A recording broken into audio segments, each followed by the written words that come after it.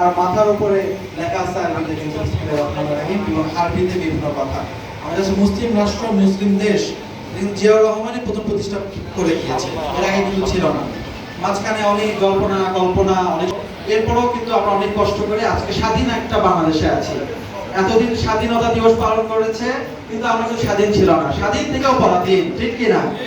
কিছু বললে ধরে নিয়ে যায়, কমেন্ট করলেও ধরে নিয়ে যায়, ডিজিটাল মামলা দেয়, কি এক বিপদ। কিন্তু এখন আমরা এমন এক বাংলাদেশে আছি, আমরা সবাইকে তাদের স্বাধীনতা যেটা আছে সেটা দিতে চাই। আমরা গালি দিতে গালি খেতে চাই, বকা দিলে বকা খেতে চাই।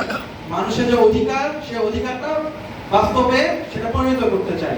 আপনার মনে রাখতে হবে, আমরা বিএনপি, আমাদের দল কিন্তু একদম সরকারি, আমাদের এমন কিছু করা যাবে না সেটা অন্যান্য মানুষের স্বাধীনতা যেটা আছে সেটা বিঘ্নিত করে। আমরা একটু ধৈর্য ধরে যদি গালিও দেয়, বকাও দেয়, শুনি, সমস্যা নেই। মানুষ বলবেই, মানুষের বা যে স্বাধীনতা আছে সেটা প্রতিষ্ঠা করতে হবে, সেটা আমাদের মাধ্যমেই করতে হবে। কারণ আমরা দেখছি কত কষ্ট, 17 বছর মানুষকে কিছু বলতে না পারা, কিছু করতে না পারা কষ্টটা কিন্তু আমরা বুঝি। আগামী বাংলাদেশ যেন এরকম না হয়, এই জন্য আমরা সবাই চেষ্টা করব সবার স্বাধীনতা যেন থাকে, সেটা যেন বজায় রাখা যায়। আরো বলতে চাই, আমরা স্বাধীন থেকেও যে পরাধীন ছিলাম, কিন্তু আপনারা সবাই এখানে ছোট ছোট বিভিন্ন কর্মকাণ্ডের মাধ্যমে কিন্তু আজকে আমরা নতুন বাংলাদেশে এসেছি।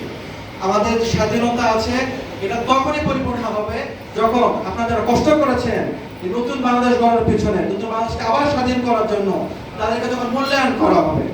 আমরা চেষ্টা করব আমাদের যে ইয়াং যারা আছে তাদের সাথে, আমাদের সিনিয়র যারা আছে সবাইকে নিয়ে স্বাধীন একটা বাংলাদেশ গড়ার জন্য। আজকে স্বাধীনতা দিবসের বক্তব্য কিন্তু অল্প একটা কথা বলবো, ভালো সবাইকে পাইছি। আমার সামনে আছে সবাই কিন্তু ছাত্র দল, সবাই।